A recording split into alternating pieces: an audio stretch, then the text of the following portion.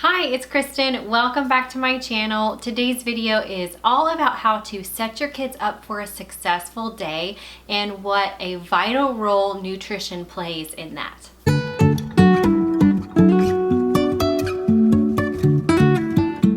As parents, we want to set our kids up for success every day. So we want to be able to give them what they need to be able to concentrate and focus on their schoolwork or whatever tasks they may have going on that day. Whether you send your kids to public school or you home educate them, we want to just set them up for success. I'm going to talk a little bit about how nutrition plays such a vital role in setting your kids up for success for the day. I'm going to talk about some foods to avoid and then just like some common reactions to certain foods that you may not be aware of, as well as give you some really great, easy and healthy breakfast ideas for you to be able to easily give your children a great start to the day by giving them exactly what their body needs first thing.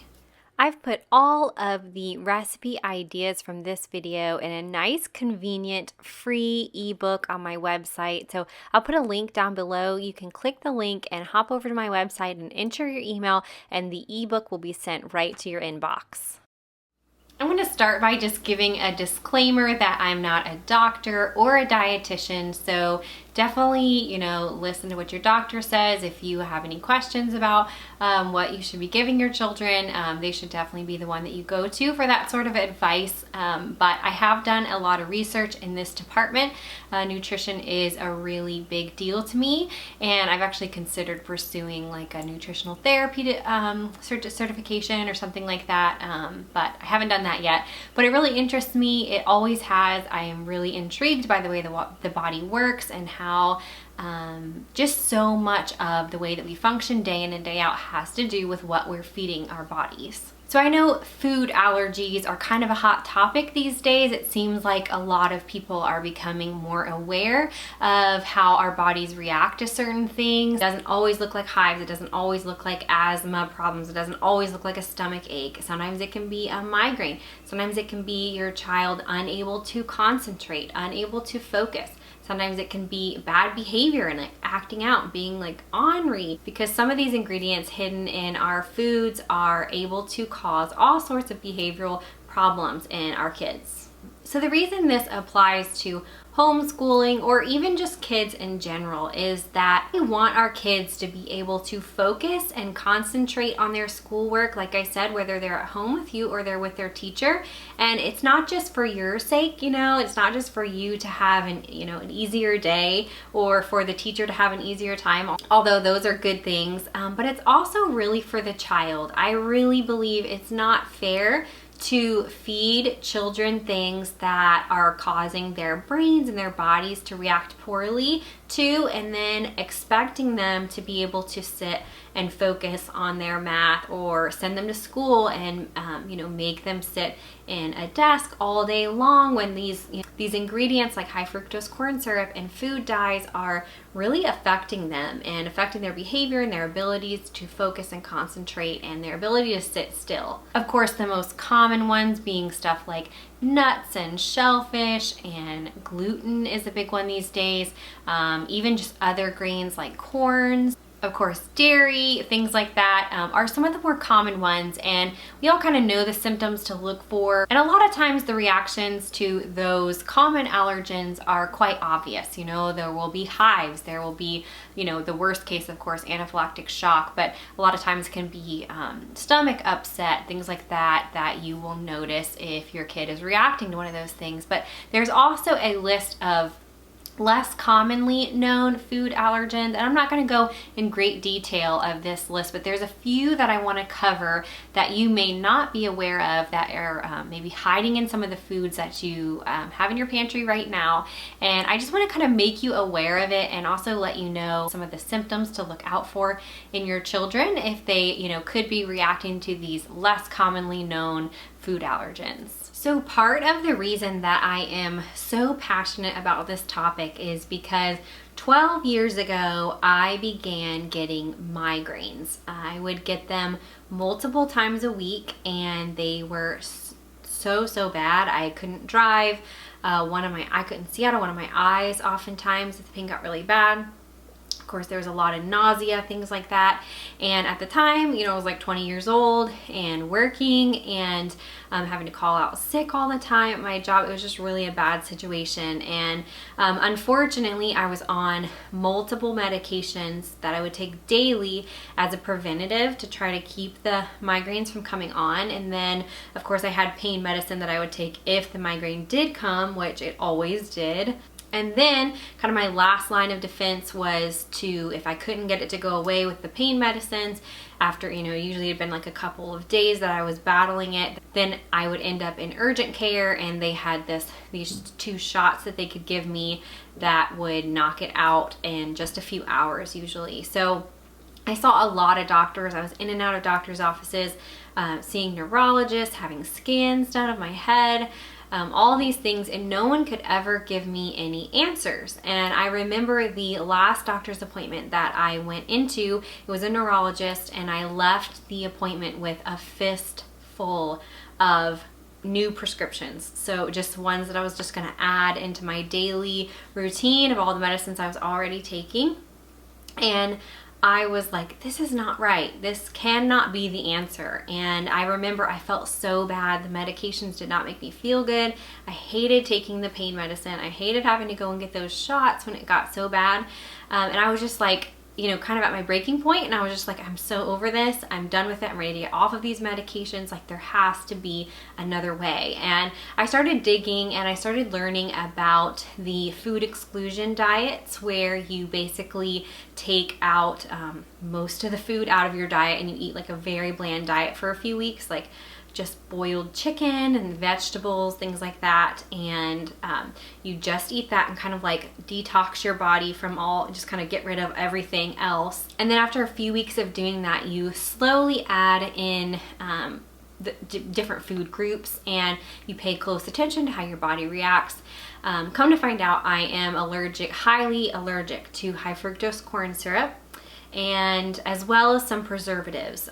Some preservatives in some of the foods that I was eating, my body definitely reacted to. So maybe you're aware of high fructose corn syrup and everything that it's in, maybe, and maybe you're not. Maybe you don't really know what it is, or you're not really aware that it's hiding in a lot of the foods that are maybe in your pantry right now. And that's just part of the reason for me doing this video, is I just want to help to educate other mothers like me and encourage other mothers to really be on the lookout for some of these unhealthy ingredients and the way your kids may be reacting to them and what it might be doing to them, and also just talk about some healthier alternatives. So here I am 12 years later, and I haven't had to ever go back to the urgent care for migraine. I don't, there's no daily medications. I don't have painkillers on hand for them. I've probably only gotten a handful in the last 12 years, and most of them came from accidental exposure to high fructose corn syrup. But that's just a little bit of my story, and part of the reason why I'm so passionate about just kind of teaching people about how, maybe an allergic reaction doesn't always look the same. So I'm going to talk briefly about some foods to avoid. So the first one I want to start with, I already kind of mentioned, is high fructose corn syrup. So as I said, maybe you're aware of it. Maybe you're aware that it's in a lot of processed foods, and maybe you aren't. Maybe it's in your pantry right now, and it's in some of the foods and things that your children like to eat. And it really could be something that is triggering hyperactivity or an inability to focus or concentrate. High fructose corn syrup is definitely something that you want to avoid. It is in a lot of processed foods, so if you cut out processed foods from your diet and mostly just eat whole foods, then you're going to cut out most of the high fructose corn syrup. If you're wondering what types of foods have high fructose corn syrup in them, it's anything from the more obvious things like candies. It is in cookies, crackers, ketchup. I've even seen it in peanuts, like Planters Peanuts has it in there. Some chips even have it, things like that. It's hidden in a lot of processed foods. So the best thing is just to avoid processed foods altogether. But if that's not possible, then just look for that high fructose corn syrup and try to avoid it. Food dyes is another thing to look for. It's usually at the very end of the ingredients list, and it has a little hashtag. It'll say like red, hashtag 40, there's, blue, all these different food dyes that are chemically processed and made and put into foods. And they are often found, well, they're found in a lot of food, but definitely found in foods that are marketed to children. So we're talking about cereals, we're talking about yogurts, definitely have them. Some juices. Food dyes have been linked to a lot of behavioral problems. In fact, the European Union requires that any food with food dyes in it is labeled, stating consumption may have an adverse effect on activity and attention in children. So over there, a lot of the same companies that we get, would buy foods in the grocery store here, the same companies make their products without food dyes and without high fructose corn syrup and stuff like that over there, because it's required that they put that label on it. So that's not required in the US, and so they're able to just put it on anything and everything. Definitely something to look out for, and it's been proven that it can affect your child's behavior, and I know that it affects mine. Just to give you an example, a couple weekends ago we had a family party that we were going to, and there was a dessert there that was, it was Rice Krispie treats. So that's the Rice Krispie cereal, and then it had marshmallows, which if you don't know, marshmallows are like made of high fructose corn syrup and regular corn syrup.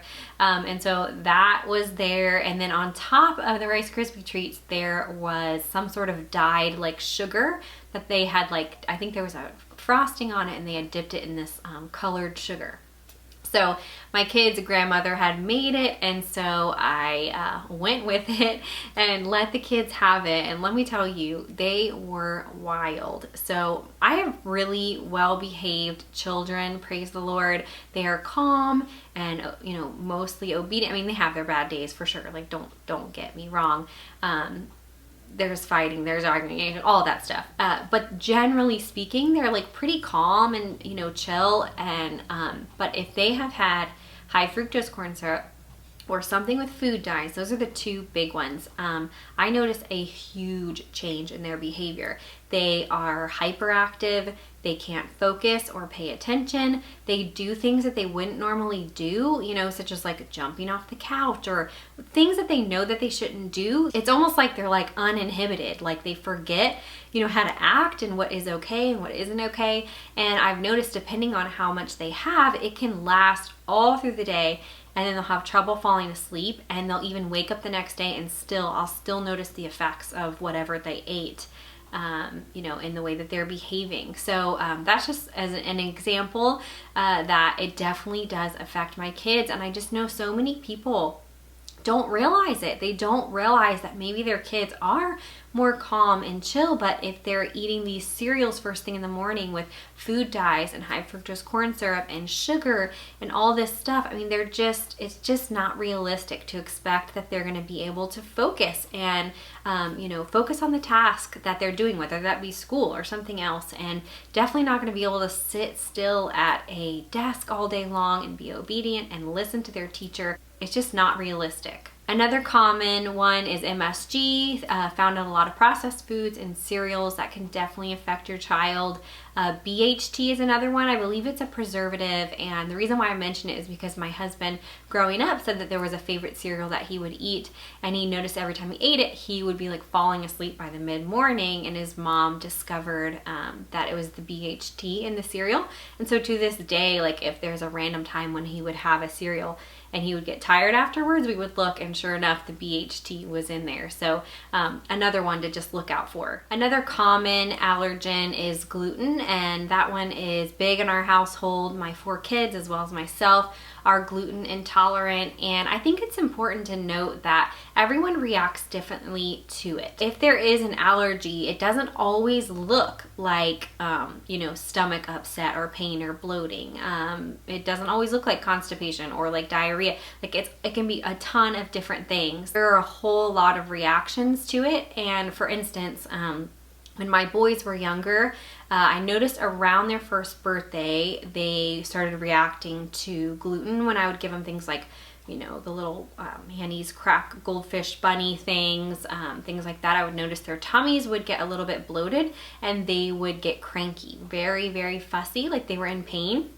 And so now that they're older, I know that they'll tell me their stomach hurts. You know, if we were at somewhere at a party or something and they had a little bit of gluten, then they'll react that way. But another reaction that they have is not just physical pain, but they'll be very emotional. They have trouble coping with things. So if something doesn't go their way, and they'll get really weepy and whiny and really teary, you know, they'll like cry a lot more than they normally would.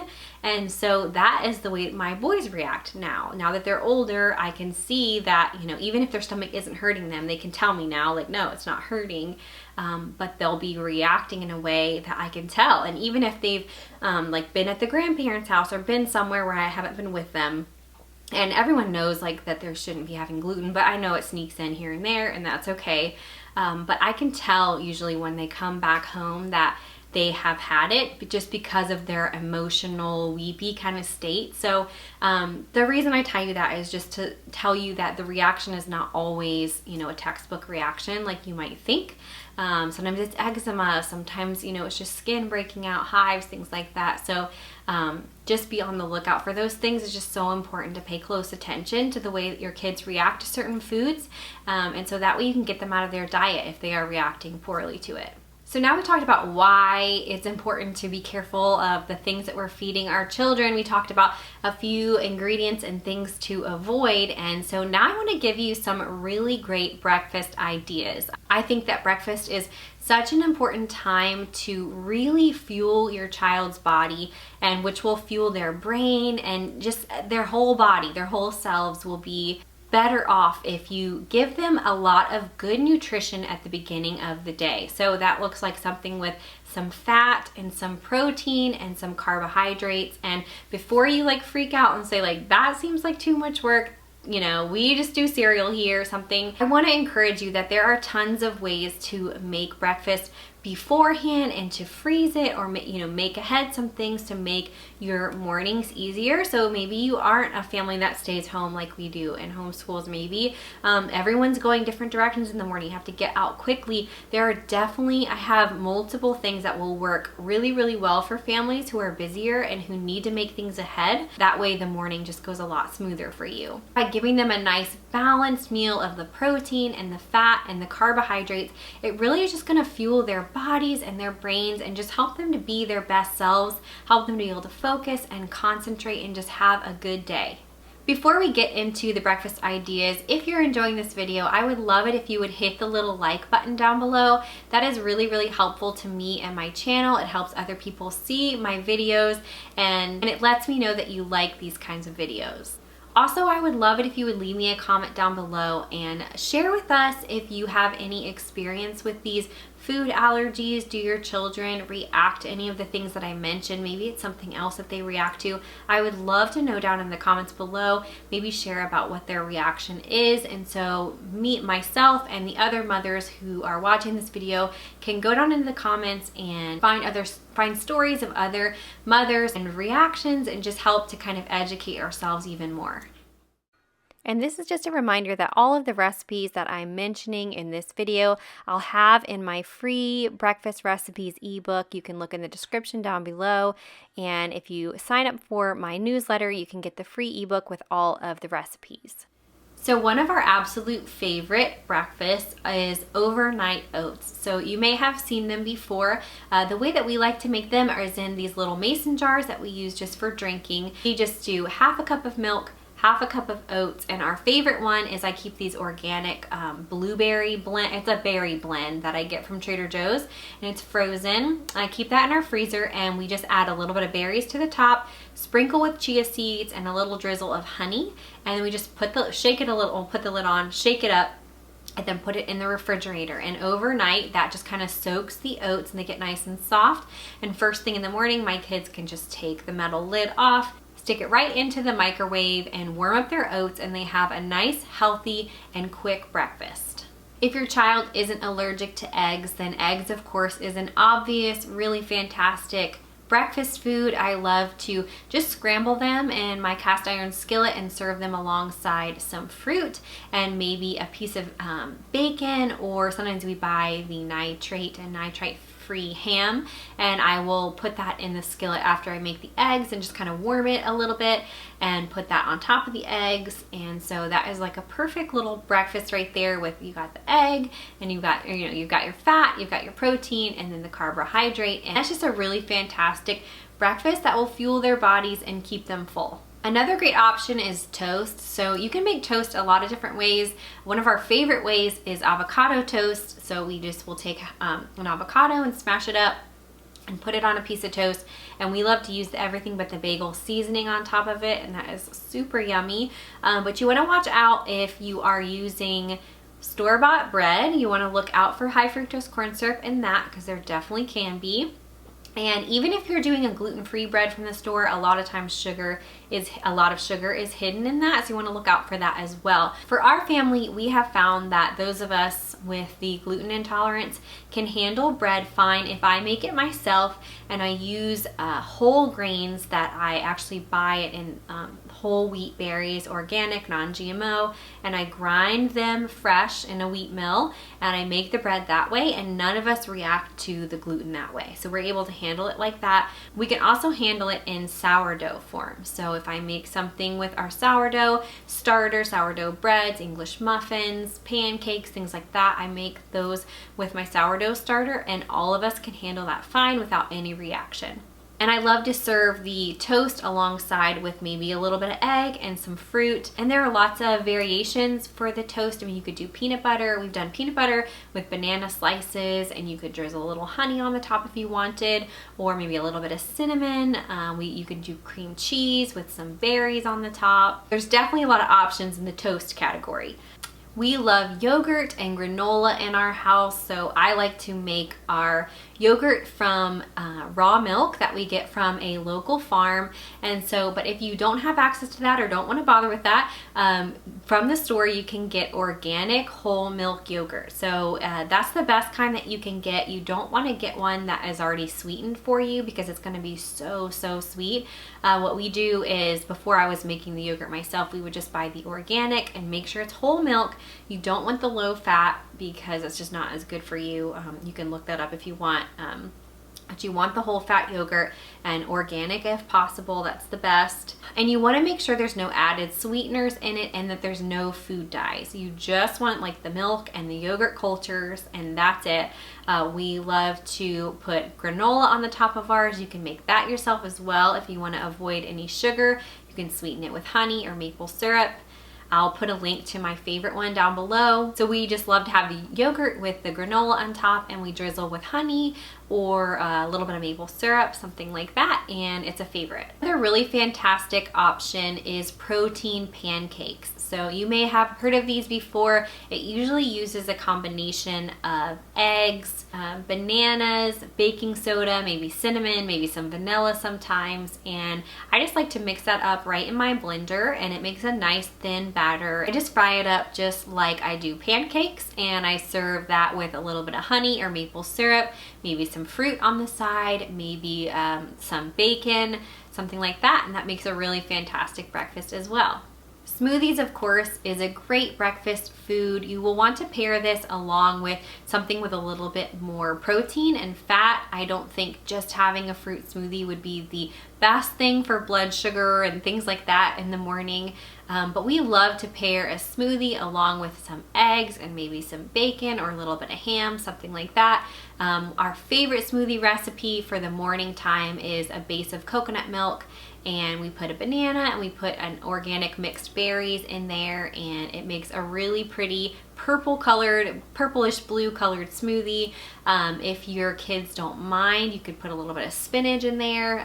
You really can't taste it. It might change the color a little bit, but you can't taste the spinach, and smoothies are a great thing to be able to hide spinach and kale in. My kids will drink the green smoothies. They think it's cool, and they've been drinking them since they were babies, so they don't mind the green, but I know a lot of kids are kind of weirded out by it. But if your kids don't mind, definitely sneak the spinach and kale into there. The next idea I have for you are healthy muffins. So you can find a lot of really good recipes that use like coconut flours and almond flours for those of us who don't don't eat gluten. But this is something really easy that you can make ahead and then freeze in Ziploc bags, and you can take them out the night before, put them in the fridge, and they'll be defrosted by the morning, or you can just warm them up in the morning. You know, even if they're frozen, you can warm them up in the microwave. I love to make these ahead of time and have them ready for us in the morning, and they're just a great thing to have alongside a little bit of eggs and maybe some bacon or some fruit. My last idea is egg muffins. So this is definitely one that you can make ahead. I love to do this, make a really big batch of it and then freeze them. So this just involves a lot of eggs, maybe a little bit of milk, some shredded cheese. I usually put some spinach or some sort of green in there. There are tons of options. You can crisp up some bacon and break it up in there. You could chop up some ham. Some recipes even call for onions and peppers, depending on what you like. There's just so many options out there. I'll put some links to my favorites down below. But we really love these because they whip up really quickly, and like I said, I make a really big batch, freeze them, and then we can just pull them out as we need them. And they are great to have for breakfast. It's really, really quick, and it has, you know, fat in it and the protein and a little bit of carbohydrate depending on what you put in there. And so really it's kind of like its own standalone breakfast. You just have a couple of those depending on how old the child is, and they'll be good to go. And that's everything. Thank you so much for watching this video today. I really hope that it was helpful to you. That is my heart. My heart is to just help other mothers. I want to share my experience and the things that I've experienced with my children to hopefully be able to help some of you out there. Maybe you have a child who's a little bit more difficult or has trouble focusing. I really encourage you to look at their diet, and there's no shame, you know, no shame. It doesn't matter what you've been feeding them so far. You know, you can take baby steps and just slowly start replacing some of their favorite, you know, cereals or things like that with better options. And I know it can be difficult, especially for the child, if they really, really love their Lucky Charms or something, and you're the gatekeeper of your home. So if you're bringing the foods in, you know, the kids are going to eat them, and they don't have the same restraint and things that adults do, and they don't know what's healthy for them. So it's important as mothers to guide them in the right direction and give them healthy options, and they'll be better for it in the long run for sure. Again, thanks for watching. I'd love it if you'd give this video a thumbs up down below, and make sure to comment and let me know if you've had any experience with this, if your children have any allergies, how do they react, and then let me know if any of these recipes sound good to you, if you think you're going to try any of them. Again, thanks for watching today's video, and I'll see you in my next one. Bye.